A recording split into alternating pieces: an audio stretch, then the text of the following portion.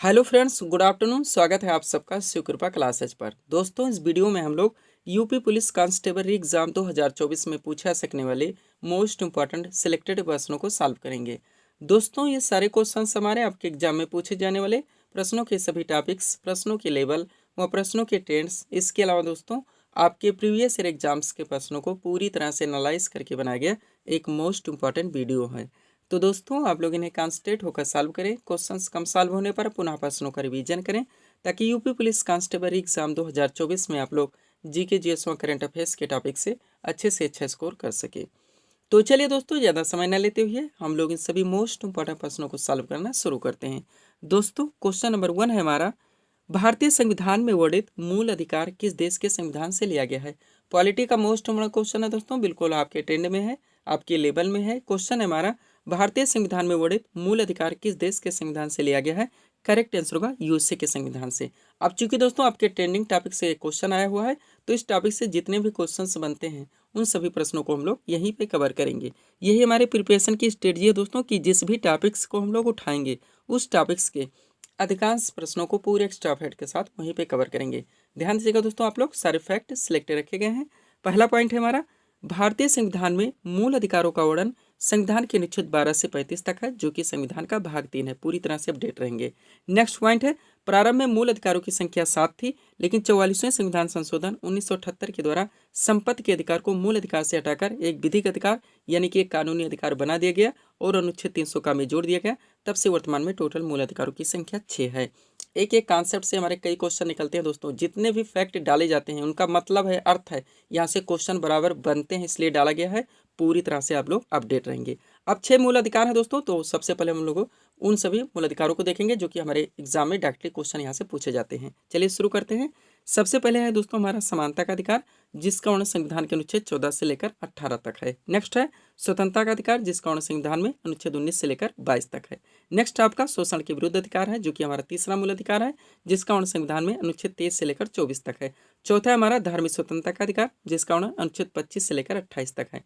Next है संस्कृति एवं शिक्षा संबंधी अधिकार, जिसका वर्णन संविधान के अनुच्छेद 29 से लेकर 30 तक है। लास्ट है हमारा छठा मूल अधिकार, जिसको हम लोग संवैधानिक उपचारों के अधिकार के नाम से जानते हैं, और इसका वर्णन संविधान के अनुच्छेद 32 में है। डायरेक्टली थे दोस्तों जहाँ से क्वेश्चन बनते हैं।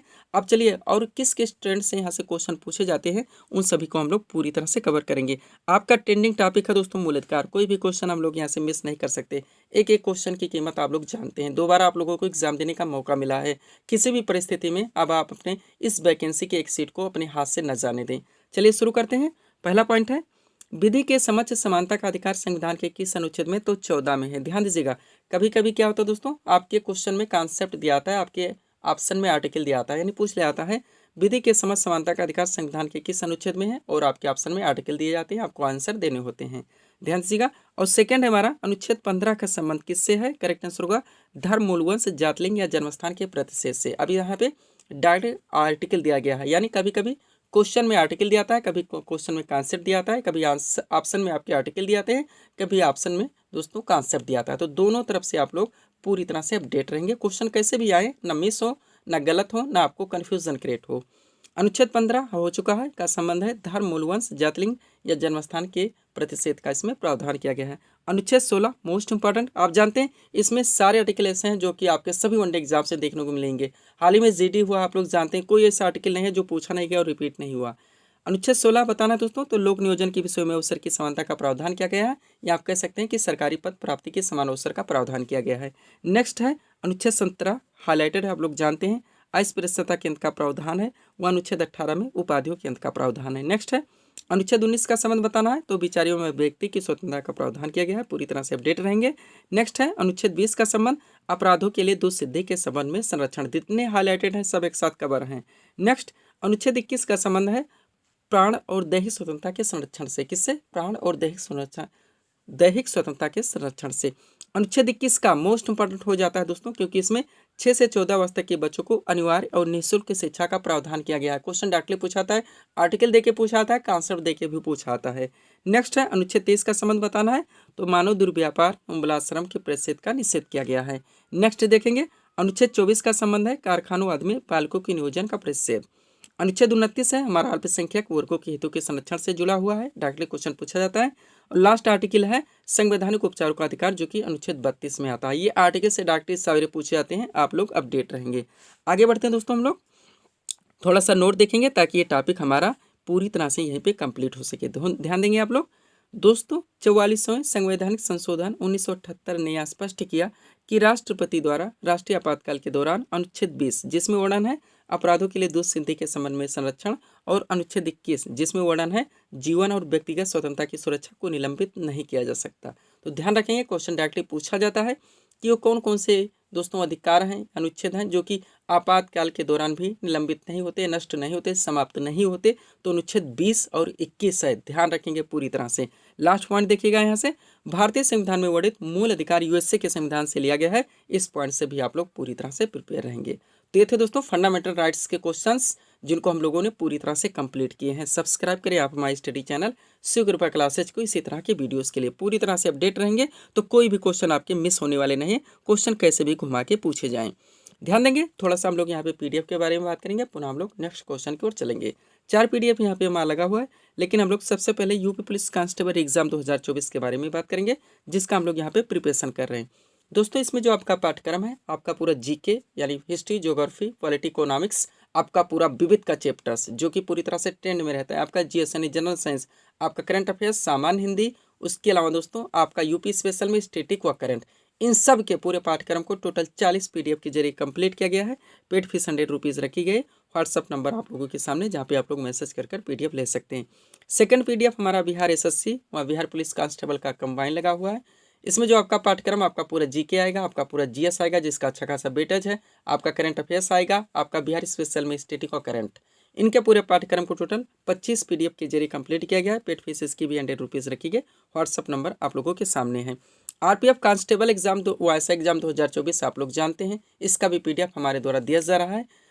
उसके अलावा दोस्तों एसएससी सीपो एसआई एग्जाम 2024 का पीडीएफ हमारे द्वारा पूरी तरह से अभ्यर्थियों को दिया जा रहा है। तो जितने लोग दोस्तों, मैं कहना चाहूँगा कि पीडीएफ ले रहे हैं और ले चुके हैं, अच्छे खासे ढंग से दोस्तों रिवाइज करने का प्रयास कीजिएगा। हो सके तो आप प्रिंट आउट निकलवाएं, पंच करें, उसके बाद अंडरलाइन लगा के स्टडी करें। ऐसा कर लेने से बिना इधर उधर भटके आप लोगों की प्रिपरेशन अच्छे खासे ढंग से कंप्लीट हो जाती है। एसएससी जीडी आप लोग जानते हैं, बहुत सारी शुभकामनाएं सभी लोगों को दोस्तों जो कि अच्छे से अच्छे अंक हासिल कर सके। मेरा पीडीएफ 25 सेट का पूरी तरह से सक्सेसफुल रहा। चलते हैं अगले क्वेश्चन की ओर। अगला क्वेश्चन क्या दोस्तों, शिव कुमार शर्मा का संबंध किस वाद्ययंत्र से है? आप जानते हैं आपका ट्रेंडिंग टॉपिक है, आपके एग्जाम में बराबर क्वेश्चन पूछे जाते हैं। क्वेश्चन रखा गया है शिव कुमार शर्मा का संबंध किस वाद्ययंत्र से है? करेक्ट आंसर होगा संतूर से। अब ये सीट हमारी लगी हुई है, अगर आप इस सीट को कवर कर लेते हैं कभी भी यहाँ से आपके क्वेश्चन ना ही मिस होंगे और ना ही आप लोगों को तुक्का लगाना पड़ेगा। ऑप्शन विकल्प की कोई आवश्यकता नहीं, विकल्प से आपका सितार का तबला में जाएगा, बांसुरी का आपका सरोद में जाएगा और संतूर का आपका शहनाई में चला जाएगा। तो ऑप्शन की कोई आवश्यकता नहीं है। 1 मिनट में आप चाहें इस सीट को कभी भी रिवाइज कर सकते हैं। तो चलिए शुरू करते हैं हम लोग इस सीट को पूरी तरह से दोस्तों अपडेट करना, ध्यान दीजिएगा। शुरू करते हैं दोस्तों। इंपॉर्टेंट पॉइंट है हमारा, सबसे पहले है जाकिर हुसैन, अल्लाह रखा खां, गुदई महाराज और सफात खान, चारों के चारों मोस्ट इंपॉर्टेंट हैं जो कि तबला वादक है। इसी में से क्वेश्चन बनते रहते हैं, रिपीट होते रहते हैं। नेक्स्ट है पंडित रविशंकर, बिलायन खां और निखिल बनर्जी, तीनों की तीनों मोस्ट इंपॉर्टेंट हैं जो कि सितार वादक हैं। फिर है हरिप्रसाद चौरसिया, पन्नालाल घोष और रोनू मजूमदार, तीनों की तीनों मोस्ट इंपॉर्टेंट हैं जो कि बांसुरी वादक हैं। फिर है अमजद अली खान, अलाउद्दीन खां और अली अकबर खां, तीनों के तीनों मोस्ट इंपॉर्टेंट जो कि सरोद वादक हैं। एक ही नाम ध्यान रखिए उस्ताद बिस्मिल्लाह खान जो कि शहनाई वादक हैं। एक ही नाम ध्यान रखिए शिव कुमार शर्मा जो कि संतूर वादक हैं। एक ही नाम ध्यान रखिए गजानन राव जोशी जो कि चिकारा वादक हैं। एक ही नाम ध्यान रखिए तोताराम शर्मा जो कि पखावत से रिलेटेड है। एक ही नाम ध्यान रखिए यू के शरण जो कि मेंडोलिन से रिलेटेड है। और एक ही नाम ध्यान रखिए अन्नपूर्णा देवी जो कि सुरबहार से संबंधित हैं। ये सीट हमारी आप लोग दोस्तों पूरी तरह से अपडेट रखते हैं, रिस्टोर रखते हैं, तो यहाँ से कभी भी आपके क्वेश्चन मिस नहीं हो सकते हैं। 1 मिनट में आप जब चाहें रिवाइज कर सकते हैं। अगला क्वेश्चन आपका क्या है, प्रसिद्ध खिलाड़ी हरमनप्रीत सिंह का संबंध किस खेल से है? करेक्ट आंसर होगा हॉकी से।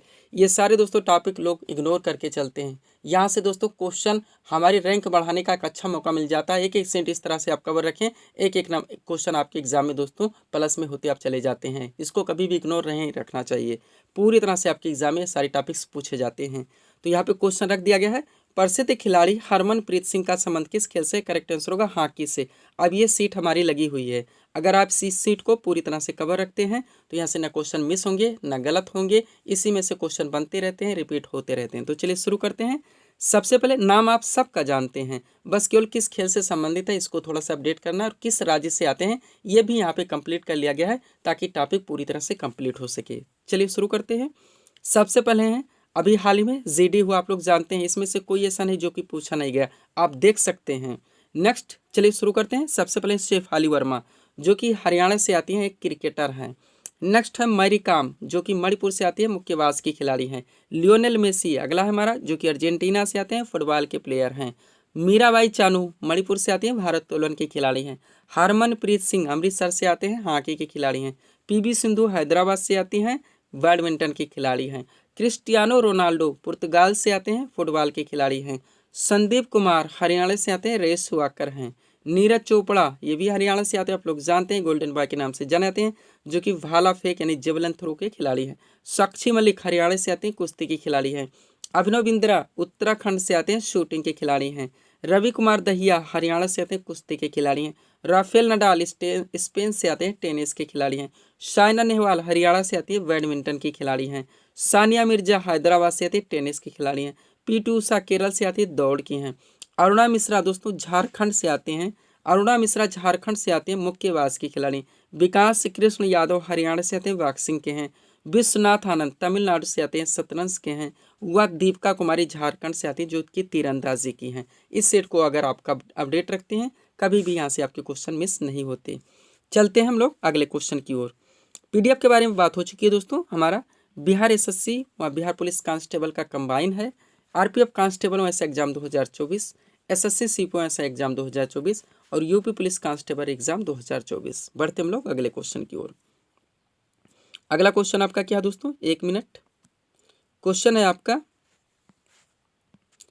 उत्तर प्रदेश में सर्वप्रथम किस पश्चिम विहार की स्थापना की गई? क्वेश्चन कहाँ से आ गया? आपके स्पेशल से, जिस स्टेट का आप एग्जाम देने जा रहे हैं, यानी यूपी स्पेशल से क्वेश्चन आया हुआ है। तो हम लोग क्या करेंगे, इस क्वेश्चन को सॉल्व करेंगे। पुनः हम लोग यूपी स्पेशल के मोस्ट इम्पॉर्टेंट सिलेक्टेड प्रश्नों को एक साथ कवर करेंगे। क्वेश्चन रखा गया है, उत्तर प्रदेश में सर्वप्रथम किस पश्चिम विहार की स्थापना की गई? करेक्ट आंसर होगा नवाबगंज पश्चिम विहार। चलिए शुरू करते हैं इंपॉर्टेंट पॉइंट्स से, ध्यान दीजिएगा। सबसे पहले नोट है हमारा, उत्तर प्रदेश का पहला व सबसे पुराना पश्चिम विहार नवाबगंज पश्चिम विहार है। पूरी तरह से अपडेट रहेंगे। इसकी स्थापना 1957 में उन्नाव जिले में की गई, ये भी ध्यान रखेंगे किस जिले में पड़ता है, उन्नाव में। वर्तमान में इसका नाम चेंज किया गया है, सतीश चंद्रशेखर आज़ाद पश्चिम विहार कर दिया गया है। इस पॉइंट से भी पूरी तरह से आप लोग दोस्तों अपडेट रहेंगे, इसलिए क्वेश्चन आपके दोस्तों हेडलाइन में डाल दिया गया है। चलते हम लोग अगले क्वेश्चन की ओर। अब ध्यान दीजिएगा, आपके दोस्तों यूपी स्पेशल के मोस्ट इंपोर्टेंट क्वेश्चन एक साथ लगे हुए हैं। पहला क्वेश्चन है हमारा, चौधरी चरण सिंह स्टेडियम उत्तर प्रदेश के किस जिले में स्थित है? तो मुजफ्फरनगर में। किस नगर में? मुजफ्फरनगर में। नेक्स्ट है, चौधरी चरण सिंह हवाई अड्डा उत्तर प्रदेश के किस जिले में स्थित है? तो लखनऊ में। दोनों के साथ डाल दिया गया, चौधरी चरण सिंह स्टेडियम मुजफ्फरनगर और चौधरी चरण सिंह हवाई अड्डा लखनऊ। नेक्स्ट पॉइंट है, उत्तर प्रदेश के किस स्थान का दशहरी आम विश्व प्रसिद्ध है? तो मलिहाबाद लखनऊ, आप लोग जानते हैं। नेक्स्ट, उत्तर प्रदेश का न्यूनतम साक्षरता दर वाला जिला? तो श्रावस्ती है। नेक्स्ट है, उत्तर प्रदेश का सबसे ज़्यादा साक्षरता दर वाला जिला? तो गौतम बुद्ध नगर है। सबसे ज़्यादा और सबसे कम के डेटा को एक साथ दोस्तों यहाँ पे सिलेक्ट किया जाता है ताकि याद रखने में कोई कठिनाई महसूस ना हो। नेक्स्ट है, उत्तर प्रदेश में यूरेनियम किस जिले में पाया जाता है? सुपर क्वेश्चन होता है आपके एग्जाम के लिए, ललितपुर। नेक्स्ट, उत्तर प्रदेश में परमाणु विद्युत केंद्र कहाँ पर स्थापित है? करेक्ट आंसर होगा नरौरा में। नेक्स्ट, उत्तर प्रदेश में लोकसभा सदस्यों की संख्या तो 80 है, सभी लोग जानते हैं। उत्तर प्रदेश में राज्यसभा सदस्यों की संख्या 31 है। उत्तर प्रदेश में विधानसभा सदस्यों की संख्या 403 है और उत्तर प्रदेश में विधान परिषद सदस्यों की संख्या 100 है। पूरी तरह से अपडेट रहेंगे। ऐसे डेटा को एक साथ दोस्तों यहाँ पे सेलेक्ट किया जाता है, यानी रखा जाता है, ताकि आप लोग कोई भी कन्फ्यूजन क्रिएट किए बगैर याद रख सकें। नेक्स्ट है आपका दोस्तों, आगरा लखनऊ एक्सप्रेस वे की लंबाई कितनी है? करेक्ट आंसर होगा 302 किलोमीटर। नेक्स्ट, उत्तर प्रदेश में प्रथम रेलगाड़ी कब चलाई गई? तो 1859 में चलाई गई थी, प्रयागराज से कानपुर के मध्य में। नेक्स्ट है, भारतवर्ष में प्रथम कृषि विश्वविद्यालय की स्थापना कहाँ की गई? ये आपका सुपर क्वेश्चन है, पंतनगर में। नोट देख लेंगे ताकि पूरी तरह से क्वेश्चन दोस्तों याद हो सके। ध्यान देंगे, भारत का पहला कृषि विश्वविद्यालय 1960 में पंतनगर में स्थापित किया गया, जिसका नाम गोविंद पंत वल्लभ पंत कृषि विश्वविद्यालय है। और गोविंद वल्लभ पंत कौन थे उत्तर प्रदेश के पहले, ये आप लोग जानते हैं। नेक्स्ट पॉइंट है, उत्तर प्रदेश कृषि अनुसंधान परिषद कहाँ पर स्थित है, लखनऊ में। अगला पॉइंट, केंद्रीय औषधि अनुसंधान संस्थान कहाँ पर स्थित है, लखनऊ में। अगला पॉइंट है, उत्तर प्रदेश में आंवले का सर्वाधिक उत्पादन करने वाला जिला कौन सा है, तो प्रतापगढ़ है। नेक्स्ट, उत्तर प्रदेश के किस जिले में सबसे कम वर्षा होती है, तो मथुरा में। और उत्तर प्रदेश के किस जिले में सर्वाधिक वर्षा होती है, तो गोरखपुर में। सबसे ज़्यादा और सबसे कम क्वेश्चन को एक साथ डाल दिया गया है। तो ये थे दोस्तों यूपी स्पेशल के क्वेश्चंस, जिनको हम लोगों ने एक साथ कवर किए। इसी तरह से 2 सीट इसकी आएगी, 2 सीट आपके करंट की आएगी, और पूरी तरह से ये भी टॉपिक आपका कंप्लीट हो जाएगा। चलते हम लोग अगले क्वेश्चन की ओर। अगला क्वेश्चन हमारा क्या है, शुंग वंश की स्थापना किसने की थी, करेक्ट आंसर होगा पुष्यमित्र शुंग ने। महत्वपूर्ण जो राजवंश हैं संस्थापक, यहाँ पे राजधानी भी अपडेट कर ली गई, ध्यान दीजिएगा, ताकि ये टॉपिक आप लोगों का पूरी तरह से यहीं पे कंप्लीट हो सके। हम चाहते दोस्तों ऑप्शन बिल्कुल भी ना रखें, क्योंकि उससे कन्फ्यूजन क्रिएट होता है। कम से कम समय में आप अपने पाठ्यक्रम को कैसे अच्छे ढंग से स्टोर कर सकते हैं, इसमें हम प्रयासरत हैं। तो चलिए, क्वेश्चन क्या है, शुंग वंश की स्थापना किसने की थी, करेक्ट आंसर होगा पुष्यमित्र शुंग ने। अब प्रमुख राजवंश, संस्थापक एवं राजधानियों के नाम दिए गए हैं। पहले प्रमुख राजवंश, फिर संस्थापक, फिर राजधानी। यहाँ से आप जानते हैं बराबर आपके एग्जाम में क्वेश्चन पूछा जाता है। शुरू करते हैं। सबसे पहले कौन है, हर्यक वंश। हर्यक वंश संस्थापक कौन थे, बिंबिसार थे, राजधानी इनकी राजगृह थी। ध्यान देंगे, कुछ भी करें टिक लगाएं, बार बार रट्टा मारें, या बेटर होगा कि पीडीएफ लेके अंडरलाइन लगा के स्टडी करें। कुछ भी करें, क्वेश्चंस को आप लोगों को याद रखने होंगे, क्योंकि क्वेश्चन सारे सिलेक्टेड हैं आपके एग्जाम के लिए।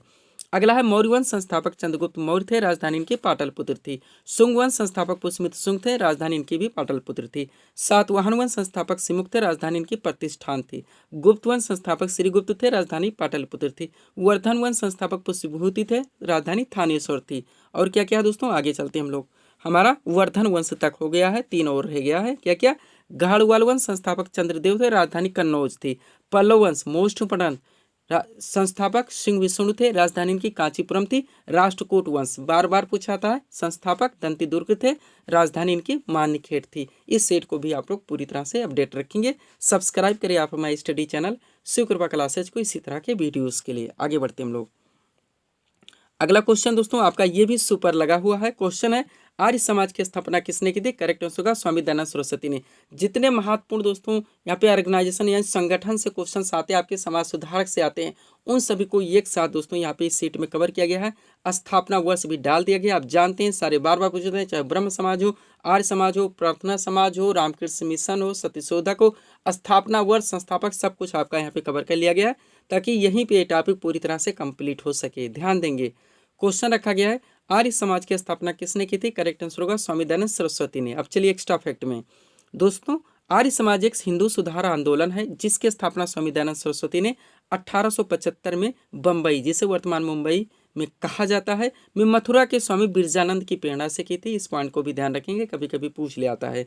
यह आंदोलन पाश्चात्य प्रभाव की प्रतिक्रिया स्वरूप हिंदू धर्म में सुधार के लिए प्रारंभ हुआ था। ये भी आप लोग ध्यान रखेंगे। अब चलिए सीट को हम लोग कवर करते हैं। जितने इंपॉर्टेंट हैं सब कलेक्ट हैं आपके। एक तरफ दिया गया महत्वपूर्ण संगठन के नाम, संस्थापक के नाम, फिर स्थापना वर्ष। सबसे पहले आत्मीय सभा, संस्थापक राजा राम मोहन राय थे। इन्होंने आत्मीय सभा की स्थापना 1815 में की थी। नेक्स्ट है ब्रह्म समाज, संस्थापक राजा राम मोहन राय, सिलेक्टेड है, आप लोग जानते हैं। 1828 में इन्होंने ब्रह्म समाज की स्थापना की थी। तत्वबोधिनी सभा, संस्थापक देवेंद्रनाथ टैगोर हैं, इन्होंने 1839 में दोस्तों तत्वबोधिनी सभा की स्थापना की थी। प्रार्थना समाज most important, doctor Atmaram Pandurang हैं, इसकी स्थापना हुई थी 1867 में। आगे बढ़ते हम लोग। अगला क्या है दोस्तों, हमारा आर्य समाज मोस्ट इंपॉर्टेंट, जो हमारा क्वेश्चन था। स्वामी दयानंद सरस्वती इनके संस्थापक हैं, इन्होंने 1875 में आर्य समाज की स्थापना की थी। रामकृष्ण मिशन, संस्थापक स्वामी विवेकानंद हैं, इन्होंने 1897 में रामकृष्ण मिशन की स्थापना की थी।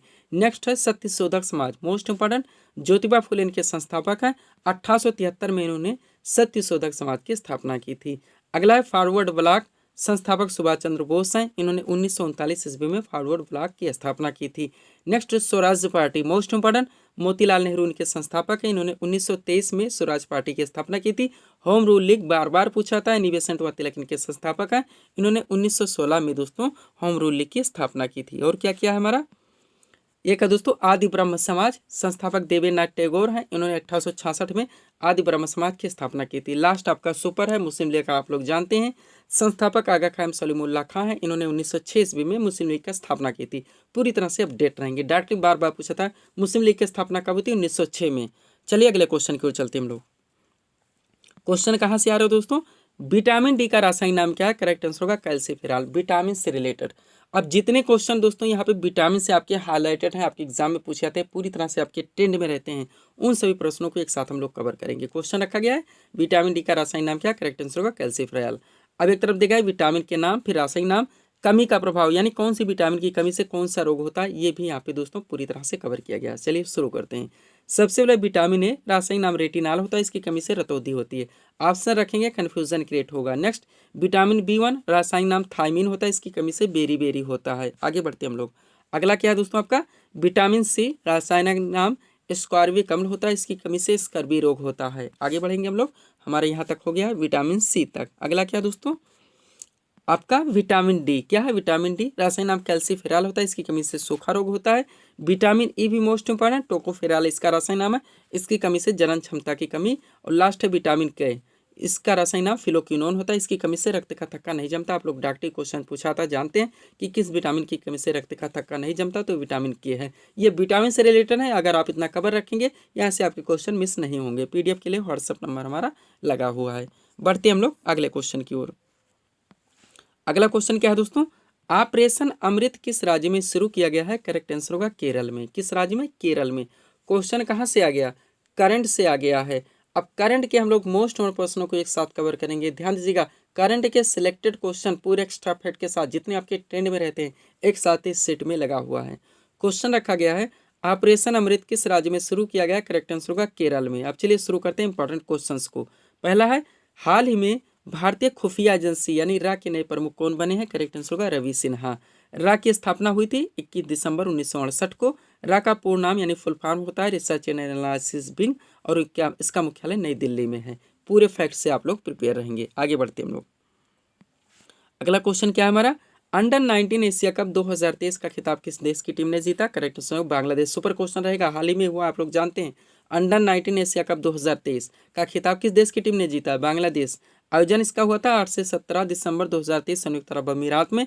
चैंपियंस बांग्लादेश रहा और उपविजेता संयुक्त अरब अमीरात रहा। नेक्स्ट है भारत की तीसरी महिला ग्रैंड मास्टर कौन बनी है, वैशाली रमेश बाबू हैं। नेक्स्ट है किस क्रिकेटर ने अर्जुन अवार्ड 2023 पुरस्कार जीता है, तो मोहम्मद शमी है। नेक्स्ट है विजय हजारे ट्रॉफी 2023-24 किस टीम ने जीता, तो ये हरियाणा की टीम ने जीता। ये भी आपके एग्जाम के लिए सुपर क्वेश्चन है, हाल ही में हुआ है। आगे बढ़ते हैं हम लोग। अगला क्वेश्चन है हमारा, पांचवें खेलो इंडिया यूथ गेम्स 2023 में कौन सा राज्य शीर्ष स्थान पर रहा, तो महाराष्ट्र। पूरी तरह से ध्यान रखेंगे, पांचवें खेलो इंडिया यूथ गेम्स शीर्ष पर कौन रहा, महाराष्ट्र।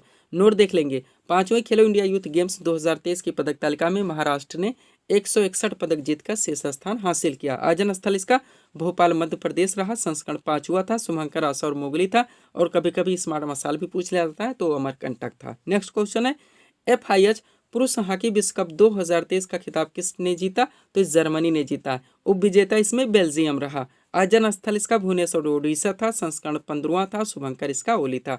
सारे फैक्ट से आप लोग प्रिपेयर रहेंगे। आगे बढ़ते हम लोग। अगला क्वेश्चन आपका सुपर लगा हुआ है, प्रतिष्ठित डायमंड लीग 2023 का खिताब किसने जीता, नीरज चोपड़ा ने। नेक्स्ट क्वेश्चन है विश्व एथलेटिक्स चैंपियनशिप 2023 में किस देश ने शीर्ष स्थान हासिल किया, तो अमेरिका रहा। कौन सा, अमेरिका। आगे बढ़ेंगे। अगला क्वेश्चन है ICC अंडर 19 महिला T20 विश्व कप 2023 का खिताब किसने जीता, तो भारत ने जीता। विजेता इसमें इंग्लैंड रहा। आयोजन स्थल इसका दक्षिण अफ्रीका था। संस्करण इसका पहला था। पूरी तरह से अपडेट रहेंगे, ये पहला संस्करण था इसलिए मोस्ट इंपॉर्टेंट हो जाता है। ICC अंडर 19 महिला T20 विश्व कप 2023 जिसका खिताब भारत ने जीता है। अगला क्वेश्चन देखेंगे, पुरुष क्रिकेट एशिया कप 2023 का खिताब किस टीम ने जीता, तो भारत ने जीता है। उपविजेता इसमें श्रीलंका रहा। संस्करण 16वां था। आयोजन स्थल इसका श्रीलंका और पाकिस्तान था। आगे बढ़ते हम लोग। अगला आपका क्वेश्चन क्या लगा हुआ है, देखिएगा। नीति आयोग का नया CEO किसे नियुक्त किया गया है, तो श्री BVR सुब्रमण्यम को। सुपर क्वेश्चन आपके एग्जाम के लिए होता है। अब जितने यहाँ से कंटेंट बनते हैं सबको एक साथ कवर किया गया है, ध्यान देंगे। नीति का फुल फॉर्म सबसे पहले national institute for transforming India. स्थापना इसकी हुई थी 1 जनवरी 2015 को। इसके प्रथम उपाध्यक्ष अरविंद पनगड़िया थे। प्रथम CEO अमिताभ कांत थे। वर्तमान में उपाध्यक्ष कौन है नीति आयोग के, तो सुमन के वेरी हैं। वर्तमान में CEO श्री BVR सुब्रमण्यम है। अध्यक्ष प्रधानमंत्री नरेंद्र मोदी जी हैं। मुख्यालय नई दिल्ली में है। और नोट देख लेंगे, नीति आयोग एक संवैधानिक निकाय नहीं है, इस पर से भी आप लोग ध्यान रखेंगे, बार बार पूछा था। जैसे कि हमारा वित्त आयोग हो गया, राज्य के लोक सेवा आयोग हो गए, संघ के लोक सेवा आयोग हो गए, निर्वाचन आयोग हो गया, ये सारे संवैधानिक संस्थाएं, लेकिन जो योजना आयोग था हमारा वो संवैधानिक संस्था नहीं था, ध्यान रखेंगे। आगे बढ़ते हम लोग। अब यहाँ पे देखेंगे आप लोग दोस्तों, one liner rapid fire questions के जरिए जो आपके मोस्ट इंपॉर्टेंट, चाहे दोस्तों आपके सारे टॉपिक्स में जीके के, आपका हिस्ट्री हो, पॉलिटी हो, इकोनॉमिक्स हो, आपका जियोग्राफी हो, इसके अलावा आपके विविध के चैप्टर्स हो, आपका जनरल साइंस हो, आपका करंट हो, उन सब के जो मोस्ट क्वेश्चंस हैं एक साथ यहाँ पे दोस्तों रैपिड फायर क्वेश्चंस के जरिए कवर किए गए हैं। पूरी तरह से ध्यान रखेंगे, ऐसे क्वेश्चंस हैं जो कि आपके सभी वनडे एग्जाम्स में पूछे जाते हैं और बार बार रिपीट होते रहते हैं। तो चलिए शुरू करते हैं हम लोग। पहला क्वेश्चन है दोस्तों, सिंधु घाटी की सभ्यता में घर किससे बने थे, तो ईंटों से। पूरी तरह से ध्यान रखेंगे। नेक्स्ट, दूरी मापने की सबसे बड़ी इकाई क्या है, तो पारसेक है। अगला क्वेश्चन है, मनुष्य की आंखें किस भाग पर वस्तु का प्रतिबिंब बनता है, तो रेटिना पर। नेक्स्ट, फीफा विश्व कप सबसे ज्यादा बार किसने जीता, तो ब्राजील ने। अगला क्वेश्चन है, भारत का कौन सा राज्य बांग्लादेश से तीनों ओर से घिरा हुआ है, बार बार पूछा था, त्रिपुरा है। नेक्स्ट है, डूरंड कप किस खेल से संबंधित है, करेक्ट आंसर होगा फुटबॉल से। अगला है, मीराबाई चानू किस खेल से संबंधित है, तो भारोत्तोलन से। अगला क्वेश्चन, राष्ट्रीय खेल दिवस किस तिथि को मनाता है, 29 अगस्त को। सुपर क्वेश्चन है। नेक्स्ट, किताबुल हिंद के लेखक कौन है, करेक्ट आंसर होगा अलबरूनी। अगला क्वेश्चन है, अनुच्छेद 356 का संबंध किससे, करेक्ट आंसर होगा राष्ट्रपति शासन से। किससे, राष्ट्रपति शासन से। आगे बढ़ते हम लोग। अगला पॉइंट क्या दोस्तों, संविधान के किस अनुच्छेद में प्रेस की स्वतंत्रता दी गई है, तो अनुच्छेद 19 है। पूरी तरह से ध्यान रखेंगे। नेक्स्ट, किस शासक के द्वारा विक्रमशिला विश्वविद्यालय की स्थापना की गई, तो धर्मपाल के द्वारा। नेक्स्ट, लंदन किस नदी के किनारे बसा है, करेक्ट आंसर होगा टेम्स नदी के किनारे। नेक्स्ट, विश्व जनसंख्या दिवस किस तिथि को मनाया जाता है, करेक्ट आंसर होगा 11 जुलाई को। अगला है, जूट उत्पादन में भारत का कौन सा स्थान है, करेक्ट आंसर होगा प्रथम स्थान। नेक्स्ट, भारत के किस राज्य में लोसार त्योहार मनाया जाता है, तो सिक्किम में। नेक्स्ट क्वेश्चन है, कोल्हापुर शहर किस नदी के किनारे स्थित है, करेक्ट आंसर होगा पंचगंगा। आगे बढ़ते हम लोग। अगला क्वेश्चन है दोस्तों आपका, महान न्यायवादी की नियुक्ति, मोस्ट महान न्यायाधीश, भारत का प्रथम विधि अधिकारी, अटॉर्नी जनरल ऑफ इंडिया, महान न्यायाधीश की नियुक्ति किस अनुच्छेद के अंतर्गत की जाती है, तो अनुच्छेद 76 के अंतर्गत। अगला है, किस अनुच्छेद में संसद के संयुक्त अधिवेशन का प्रावधान है, तो अनुच्छेद 108 है। ध्यान दीजिएगा, जो यहाँ पे दोस्तों एक साथ लगा हुआ आर्टिकल से आया, आर्टिकल के मोस्ट क्वेश्चन एक साथ लगे हुए हैं। अगला है, संविधान के किस अनुच्छेद में धन विधेयक की परिभाषा दी गई, तो अनुच्छेद 110 में। अगला है, किस अनुच्छेद के अंतर्गत केंद्र के पास अवशिष्ट शक्तियां हैं, तो अनुच्छेद 248 के तहत। नेक्स्ट है, वित्त आयोग मोस्ट इंपोर्टेंट का गठन संविधान के किस अनुच्छेद में है, तो 280 में है। अगला है, भारतीय संविधान में समवर्ती सूची की प्रेरणा किस देश के संविधान से ली गई, तो ऑस्ट्रेलिया से। नेक्स्ट है, किस अनुच्छेद में मंत्रीगण सामूहिक रूप से लोकसभा के प्रति उत्तरदायी होते हैं, तो अनुच्छेद 75 है। अगला, पुलिस व्यवस्था किस सूची का विषय, करेक्ट आंसर होगा राज्य सूची का विषय। नेक्स्ट, भारत में मनसबदारी प्रथा किसने शुरू किया, करेक्ट आंसर होगा अकबर ने। अगला क्वेश्चन है, सहायक संधि किसने लागू की थी, करेक्ट आंसर होगा लॉर्ड वेलेस्ली ने। नेक्स्ट है, हुमायूं नामा की रचना किसने की थी, करेक्ट आंसर होगा गुलबदन बेगम ने। अगला है, अद्वैतवाद के प्रवर्तक कौन थे, करेक्ट आंसर होगा शंकराचार्य। कौन, शंकराचार्य। आगे बढ़ते हम लोग। अगला क्वेश्चन क्या दोस्तों, खालसा पंथ मोस्ट इंपोर्टेंट की स्थापना किसने की थी, करेक्ट आंसर होगा गुरु गोविंद सिंह ने। नेक्स्ट है, जिम कॉर्बेट राष्ट्रीय उद्यान किस राज्य में स्थित है, करेक्ट आंसर होगा उत्तराखंड में। अगला है, दुधवा राष्ट्रीय उद्यान किस राज्य में स्थित है, करेक्ट आंसर होगा उत्तर प्रदेश में। नेक्स्ट है, आगरा किस नदी के किनारे या तट पर स्थित है, तो यमुना नदी के किनारे, बार बार पूछा जाता है, यूपी स्पेशल से है। और लास्ट क्वेश्चन है हमारा, नासिक किस नदी के तट पर स्थित शहर है, तो गोदावरी। किस नदी के तट पर, गोदावरी। तो ये थे दोस्तों इस सीरीज के टॉप MCQ के प्रश्न जिनको यहाँ पे हम लोगों ने सॉल्व किए हैं। उम्मीद है दोस्तों आप सभी लोगों ने सॉल्व किए होंगे और देखे होंगे कि यहाँ से आपके कितने प्रश्न सही हो रहे हैं। तो दोस्तों इसी तरह के वीडियोस के लिए आप हमारे स्टडी चैनल शिवकृपा क्लासेस से जुड़े हुए चैनल को सब्सक्राइब करें ताकि हमारे द्वारा दिए जाने वाले सभी वीडियोस आप क्रम से सबसे पहले देख सकें। तो मिलते हैं दोस्तों नेक्स्ट वीडियोस में। Thanks for watching.